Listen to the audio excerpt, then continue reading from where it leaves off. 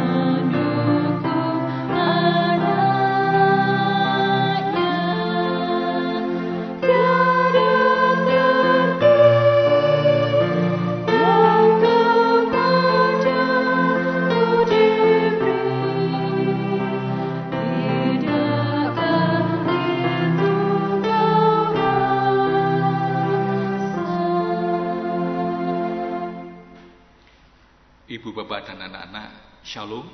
Shalom. Mari kita mempersiapkan diri untuk masuk ibadah ini, dan dalam hati kita masing-masing menyatakan pengakuan demikian. Pertolongan kita datangnya dari Allah Bapa, pencipta langit dan bumi.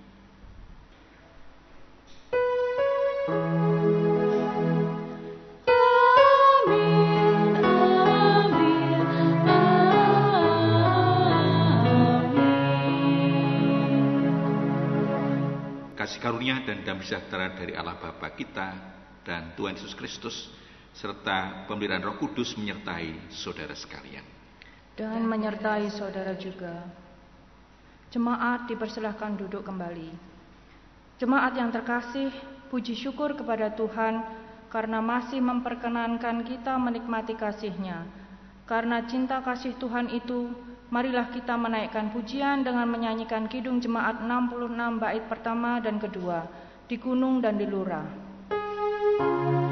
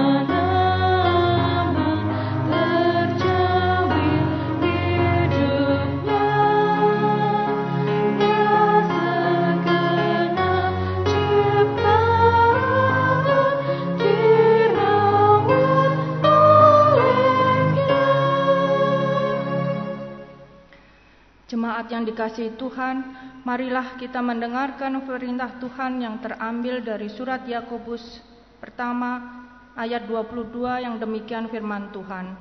Tetapi hendaklah kamu menjadi pelaku firman dan bukan hanya pendengar saja.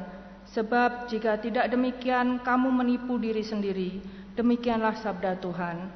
Jemaat yang terkasih, melalui sabda Tuhan ini kita diingatkan untuk tidak hanya menjadi pendengar firman saja, namun menjadi pelaku firman. Tetapi pada kenyataannya seringkali firman Tuhan hanya sedap untuk kita dengar dan manis saat kita ucapkan, namun tidak kita lakukan.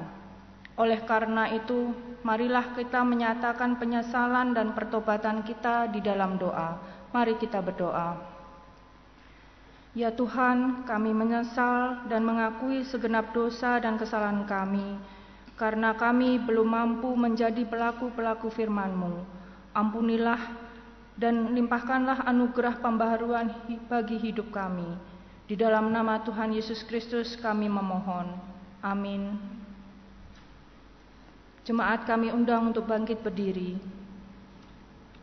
Jemaat kasih, setiap kita yang menyesali dosa-dosa kita, Tuhan yang penuh kasih berkenan mengampuni dosa kita, dan itu adalah anugerah yang diberikan Tuhan kepada kita.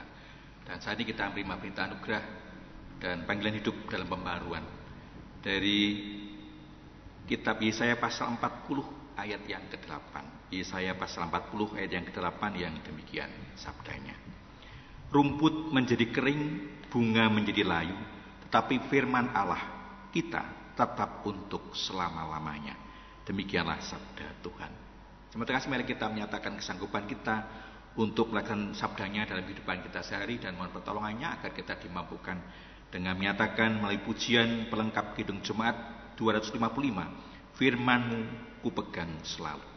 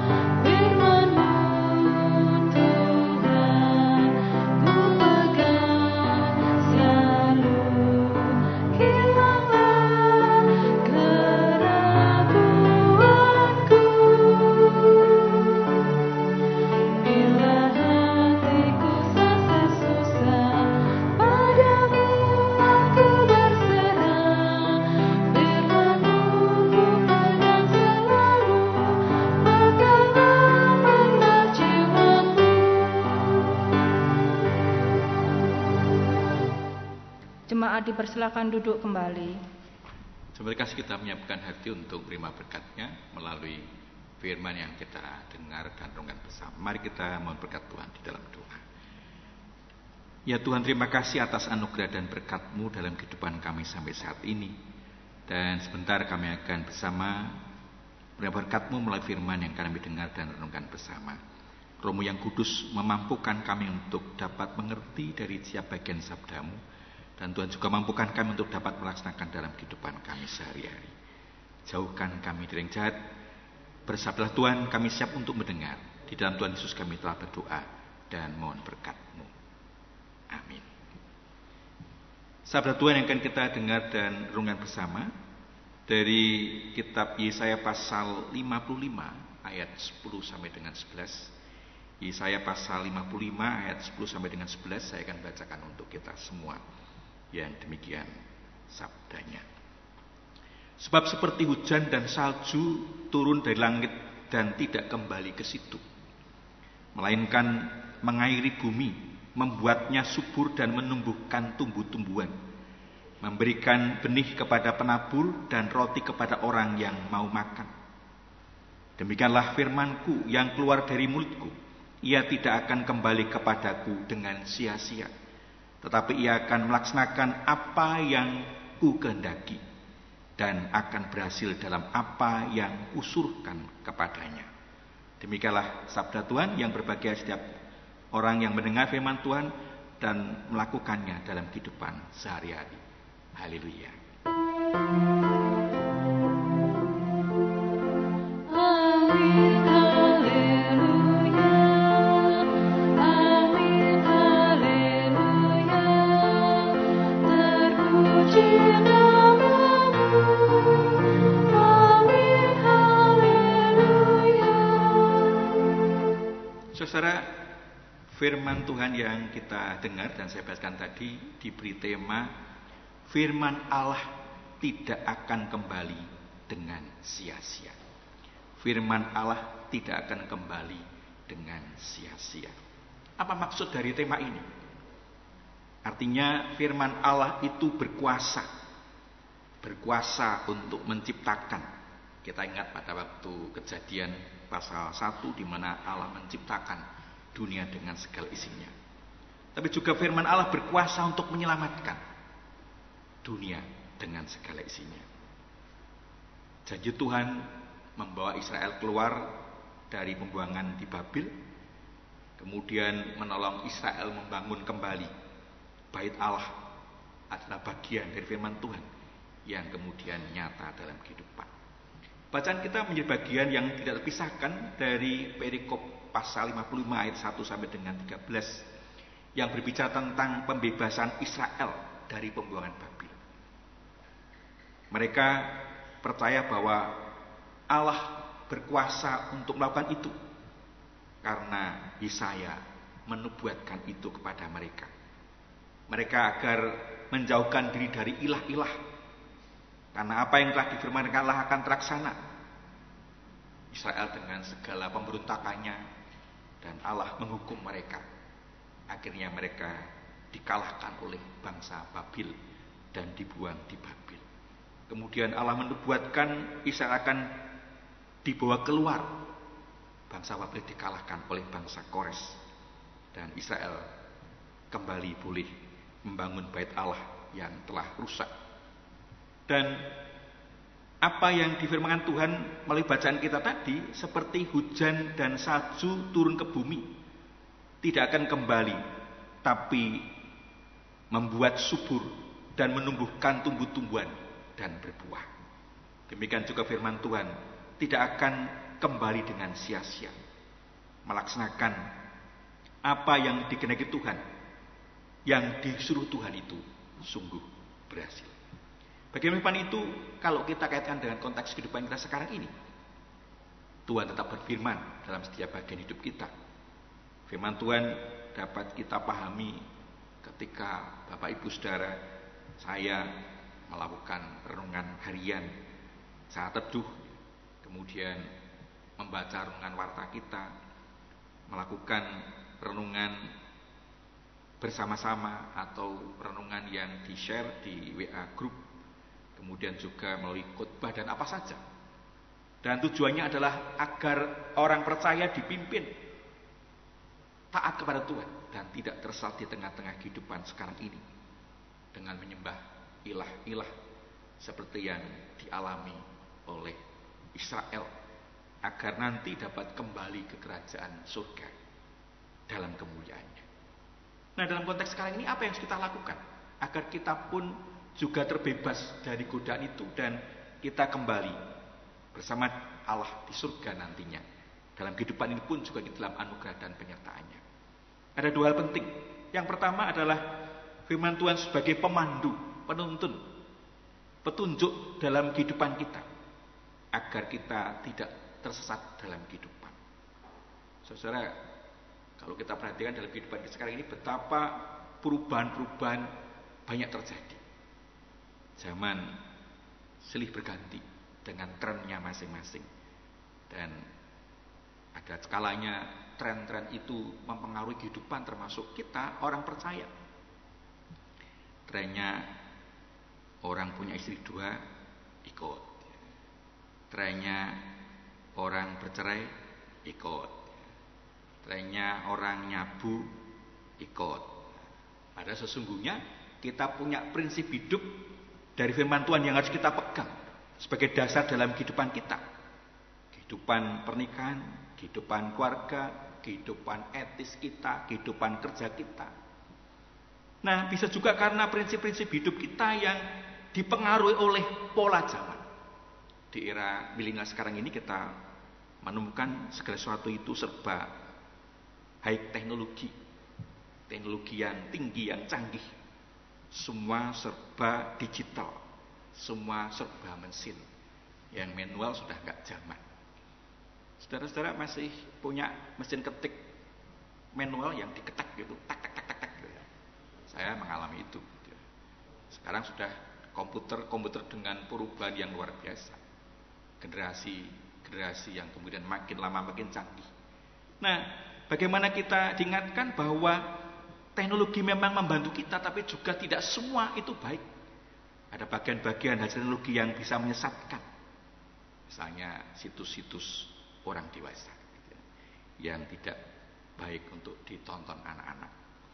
Orang dewasa pun juga nggak baik sebenarnya, karena ini bisa membawa pengaruh yang tidak baik gitu ya. Ada berbagai tindak kejahatan seksual terjadi karena hobinya nonton situs-situs dewasa.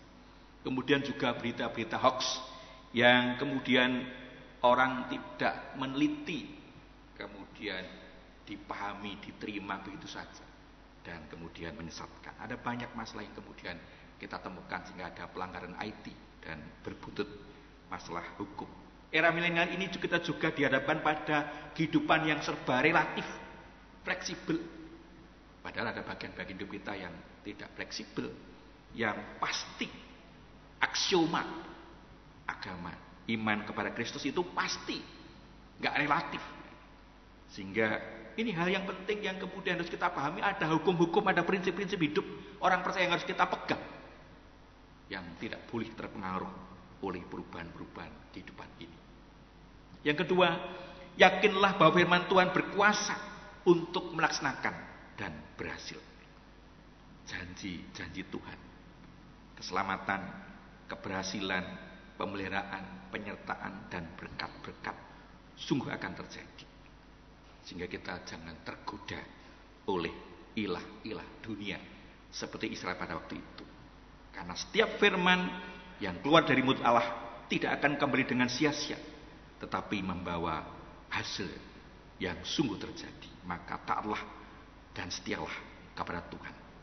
Tuhan memberkati kita semua. Amin. Satu doa untuk kita.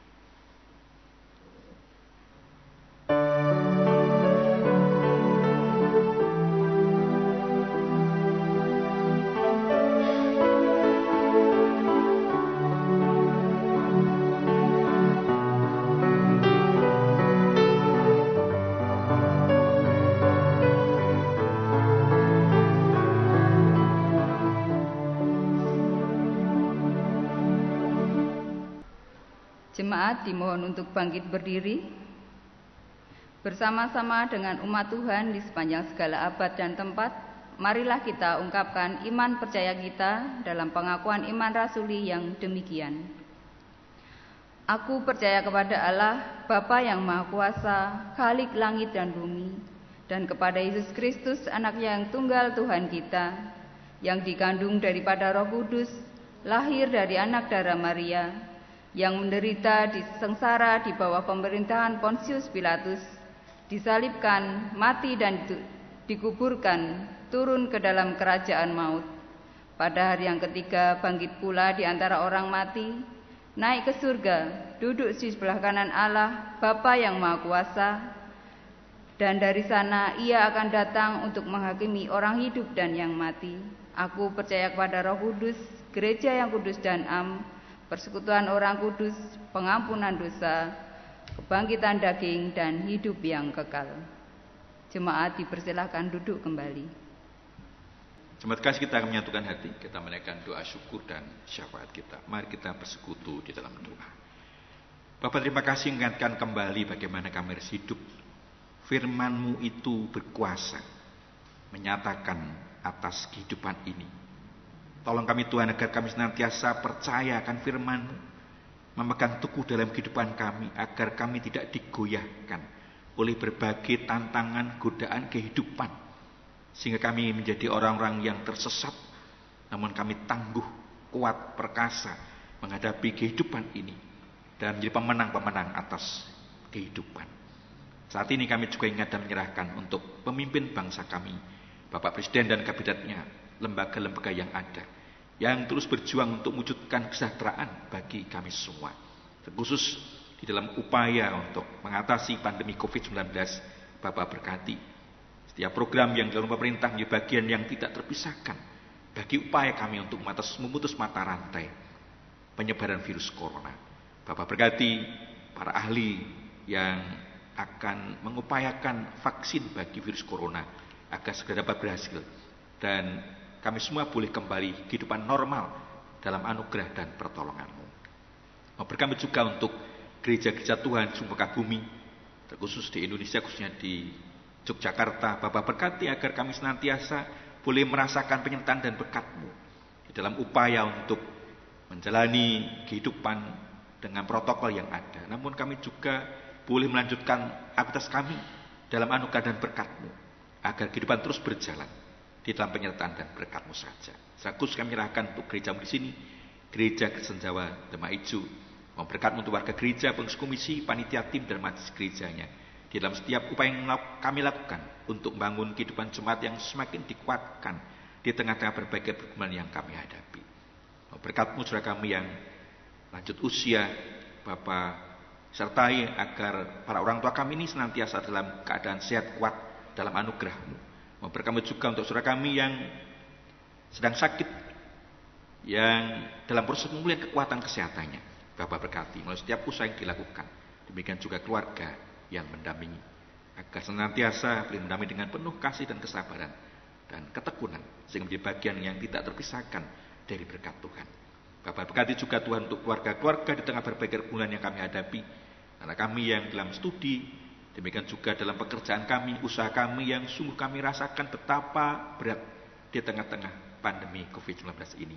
Namun kami yakin penyertaan berkat-Mu akan senantiasa kami rasakan dalam setiap bagian kehidupan kami. Bapak, demikian permohonan kami, kiranya Engkau juga pernah mendengar permohonan kami semua di rumah masing-masing dan mendengar siaran ini. Bapak, kiranya Engkau juga berkati agar kami senantiasa terus mengandalkan Engkau dalam setiap kehidupan kami. Kiranya kehendak-Mu terjadi atas permohonan kami, dan mohon ampun kurang dan dosa-dosa kami. Dalam Tuhan Yesus, Juru Selamat dan Tolong hidup kami telah berdoa dan menyerahkan semua dalam berkat dan anugerah Tuhan. Amin. Jemaat yang terkasih, puji syukur atas segala pemeliharaan dan berkat Tuhan sampai saat ini.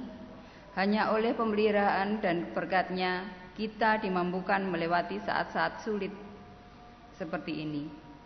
Oleh karena itu, marilah kita menaikkan syukur kepada Tuhan dengan mengaturkan persembahan dengan didasari firman Tuhan yang diambil dari Kitab Mazmur 65 ayat yang kedua yang demikian. Bagimulah puji-pujian di Sion, ya Allah, dan kepadamulah orang membayar najar. Jemaat yang terkasih, persembahan kita pada saat ini dapat diaturkan ke gereja ataupun dapat ditransfer ke rekening GKJ Demak Ijo. Marilah kita mengaturkan persembahan diiringi dengan menyanyikan kidung jemaat 289 bait pertama dan kedua, Tuhan Pencipta Semesta. Yang